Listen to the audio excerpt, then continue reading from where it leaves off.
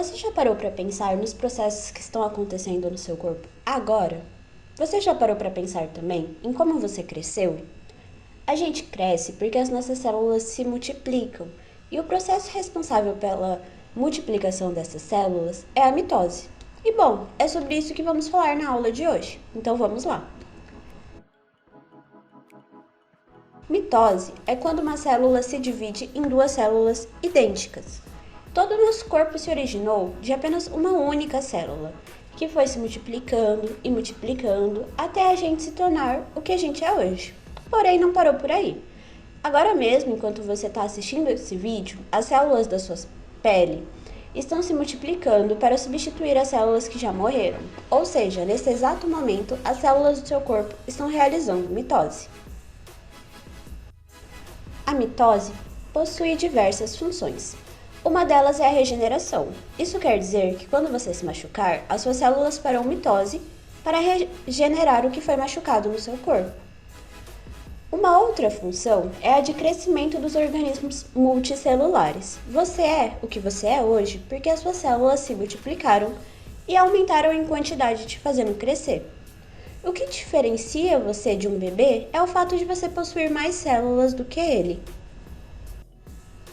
A mitose faz parte de um processo denominado ciclo celular. O ciclo celular é formado pela intérfase, que é um processo que antecede a mitose, e em seguida pela mitose, como eu já havia dito. Para a gente começar a entender o ciclo celular, vamos começar falando da intérfase. Nessa fase, mesmo que a célula não esteja se dividindo, existe uma grande atividade sendo realizada. E bom, é nesse momento que ocorre a preparação para o início da divisão celular. A intérfase é dividida em três fases. A primeira fase é a fase G1. Nela ocorre a transcrição do RNA e também a síntese de proteína. É nesta fase que acontece o aumento gradual da célula. A fase seguinte é a fase S. Ela dura em torno de 10 horas e é responsável por duplicar o material genético da célula, para que as duas células filhas sejam idênticas à célula-mãe. Uma célula eucariótica típica tem dois genomas, ou seja, dois conjuntos inteiros de informação genética do organismo.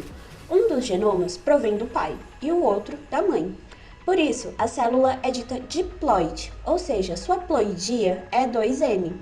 Se o conteúdo de DNA da célula for 2C, ao final da fase S, ela será 4C. E assim, as duas células filhas receberão, cada qual, exatamente a mesma quantidade de DNA contida originalmente na célula-mãe. A última fase da intérfase é a fase G2. Nela, ocorre a certificação de que o DNA está replicado, e este cresce um pouco mais. É importante a gente ressaltar que as células que possuem danos irreversíveis no seu DNA não iniciarão divisão, e assim permanecerão numa fase denominada G0.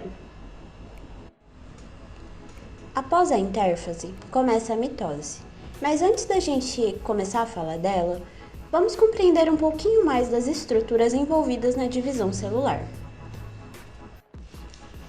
Para começar, vamos falar do centrosomo, que é o centro organizador dos microtúbulos em uma região denominada aster, e será importante para toda a movimentação de estruturas ao longo da mitose. Sem essa movimentação dos cromossomos, a mitose não ocorre e pode ser paralisada. Pouco antes do início da fase S, na intérfase, começa a replicação dos centríolos. Os microtúbulos formarão um conjunto de fibras denominadas fuso, que se ligarão aos cromossomos e entre si, atravessando toda a célula. A disposição espacial das estruturas celulares durante a mitose depende das fibras do fuso. Bom, pessoal, agora vamos aprender um pouco sobre mitose? A mitose começa em uma fase denominada prófase. Os centrossomos já foram duplicados na intérfase, então agora vai começar o início da condensação da cromatina. Ao final dessa fase, o nucleolo ele desaparece. Em seguida, a gente tem a fase chamada prometáfase. Nessa fase, o envoltório nuclear se desfaz e os centrossomos começam a migrar para os polos da célula, e assim organiza as fibras do fuso. A fase seguinte é a metáfase. Os cromossomos se posicionam no plano equatorial da célula, equidistantes dos polos, e as cromátides irmãs ainda estão unidas pelo centrômero. Na anáfase, as cromátides irmãs que estavam unidas começam a se separar, e elas passam a ser cromossomos irmãos. As fibras do fuso começam a se encurtar, puxando esses cromossomos irmãos em direção aos polos da célula. A última fase é a telófase. Nessa fase, o envoltório nuclear se reorganiza e ocorre a divisão das células filhas. Ao final da mitose, temos duas células filhas idênticas à célula-mãe. São clones da célula-mãe. Conseguiram compreender?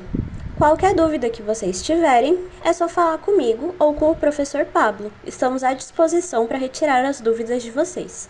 Muito obrigada, pessoal. Bons estudos!